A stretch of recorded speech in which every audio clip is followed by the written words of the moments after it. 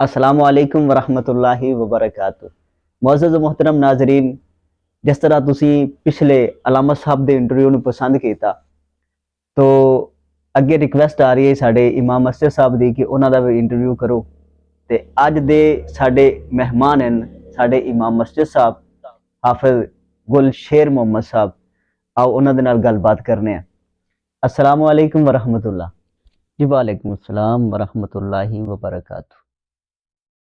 और सरकार की हाल चाल है? तबीयत से ठीक है जी? अल्हम्दुलिल्लाह अल्हम्दुलिल्लाह, अल्लाह दा लख लख शुक्र। तुसी सुनाओ? खैरी खैरी मैनू बुलाया तुसी। अगर तुसी गुस्सा ना करो तो थानू कुछ सवालात करने ने, इस वास्ते मैं हाजिर होया। मेरे कुछ सवाल हैं, उन्हां दे जवाब। नहीं नहीं, गुस्सा किहड़ी गल दा करना जी, तुसी करो सवाल, जेड़ा सवाल कर। मेहरबानी, शुक्रिया इंशाअल्लाह। अच्छा जी, मेरा पहला सवाल ये है कि अरसा 20 साल तो तुसी इस मस्जिद दे विच इमामत जी करा रहे हो, नमाज पढ़ा रहे हो माशाअल्लाह जी।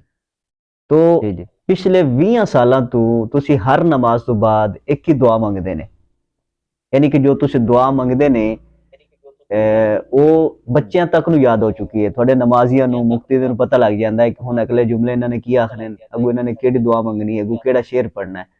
और बच्चे बच्चे छोटे छोटे बच्चे, मैं कल नमाज पढ़ी है ते थोड़े पढ़न तो पहले बच्चा वो अगली दुआ मंगन लग पैंदा, यानी कि जो तुसी दुआ मंगनी आई वो बच्चे नूं पहले अजबर हो चुकी है, जुबानी याद हो चुकी है।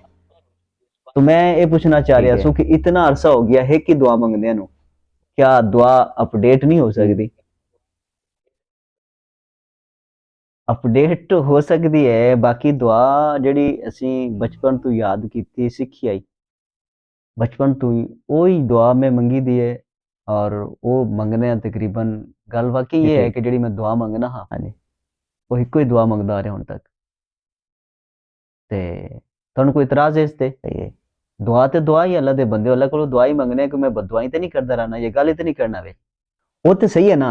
हुण तुसीं की मेरा सवाल ये है कि तुसीं विच कुछ फारसी दे शेर पढ़दे ने, कुछ अरबी दे, कुछ पंजाबी दे, उर्दू दे।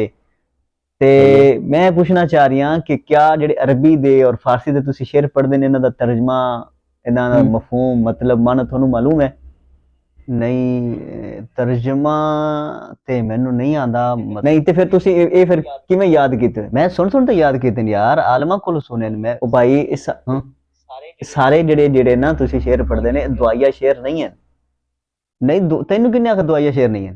ठीक है जी, मैनू नहीं पता, लेकिन फिर भी जेड़े ना तुसी दुआ जेड़ी मंगदे ने ना, वो तुसी वो दुआ मंगिया करो कि जेड़ी मौजूदा सूरत हाल की जिहड़ी चीज़ की जरूरत होवे। तुसी इक्को ही रट्टी हुई है 20 साल तू, हर नमाज तो बाद, जुमे तो बाद तुसी एक ही दुआ मंगदे ने। मेरा इतराज है। नहीं यार, तू की इतराज कट के पै रहे? कोई इतराज करने वाला अल्लाह दे बंदे दुआ मंगने, अल्लाह ताला दे कोलों दुआ मंगने, मैं कोई गल ही करदा रहिंदा हुंदा। दुआ ही मंगना कि मैं दुआई ते नहीं देंदा रहिंदा हुंदा। दुआ भी इतराज है तुहानू, ये दुआ क्यों मंगदे ने, क्यों मंगदे ने? मैं इक्को दुआ मंगना। और मैनू तो नाज़रीन, उम्मीद है कि तुहानू साडा अज दा इंटरव्यू भी पसंद आया उसी। और अगर तुसी किसी होर दा इंटरव्यू कराना है, पिछली बार अलामा साहब दा होया हा, इस दफा इमाम मस्जिद साहब दा होया है। अगर किसी होर दा, मुअज्जिन दा या किसी होर नमाजी दा या किसी दा भी कराना है तुसी एतिकाफ वाले दा, तो इंशाल्लाह वो तुसी अपनी कमेंट दे विच राय दा इजहार करो कि अगला इंटरव्यू किस बंदे दा होना चाहिए। मिलने फिर अगली वीडियो दे विच, उदों तक तुहाडा ते साडा अल्लाह निगहबान।